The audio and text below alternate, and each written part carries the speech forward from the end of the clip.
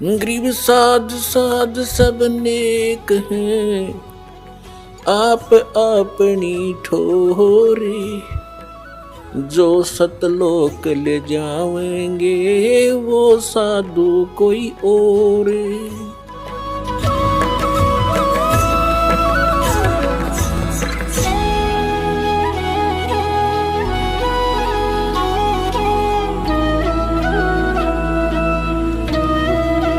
ये तो हमने यहाँ से जाना पड़ेगा।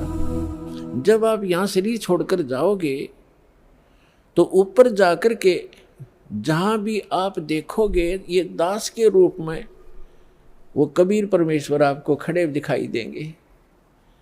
और जो काल के दूत यहाँ संत आए हैं उनका रूप होगा, लेकिन काल उनके संत के रूप में खड़े दिखेंगे। तो वहाँ जिस गुरु की वो शरण में है तो वहाँ जाकर अपने गुरु जी के पास ही जाते हो, तो सीधे के अपने वो खड़े गुरु जी, तो आप उसके शेष सारे उस गुरु के पास, उसके शेष उस दूसरे गुरु के पास। तो वहाँ काल भी आता है जो उसने संत भेज रखा है इन जीवों का नाश करने के लिए, और परमात्मा आता है स्वयं जिसने अपना संत भेज रखा है जीवों का विकास करने के लिए। तो इस दास के रूप में आपको वहाँ परमात्मा मिलेंगे। आपको एक और हिदायत दी जाती है कि जब आप गुरु जी के पास जाते हो, प्रणाम करते हो,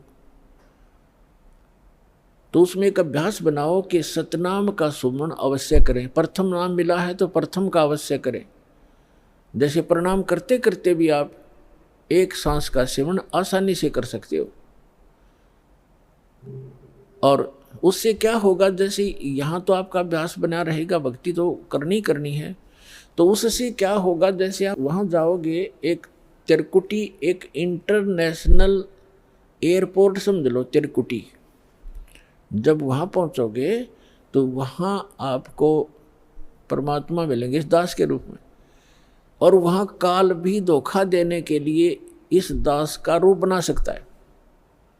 तो उसमें आप जी ने सिमरन करना है सतनाम का, क्योंकि वहाँ जाएगा तो सतनाम ही होगा आपके पास, सारनाम तो होगा ही होगा, सतनाम भी होगा। तो सतनाम का और सारनाम का जाप करना है।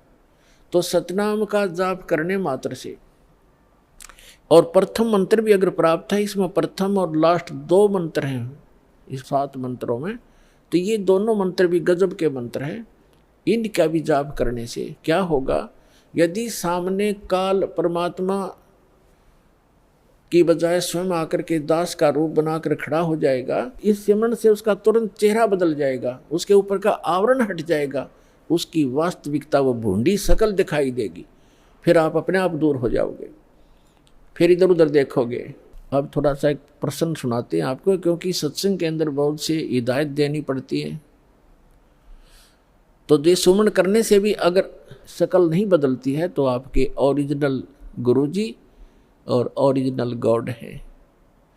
एक समय एक चंद्र विजय नाम का राजा था, उसकी इंद्रमती नाम की एक रानी थी, और वो बहुत भक्तनी थी भगवान की। पिछले जन्म से, पिछले पुण्य से ही अच्छी आत्माएं राजा बनती हैं, रानी बनती हैं, और इतना सुख होकर के भी जो परमात्मा की तरफ में भगवान की भक्ति में लगे होते हैं वो पुण्यात्मा विशेष होती है।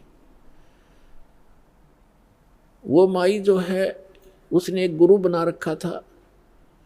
उस गुरु जी ने बता रखा था कि भगवान विष्णु, भगवान शिव की भक्ति करनी चाहिए, श्री राम की भक्ति करनी चाहिए, 68 तीर्थों पे जाना चाहिए, 68 तीर्थ करना चाहिए, एकादशी का व्रत रखना चाहिए।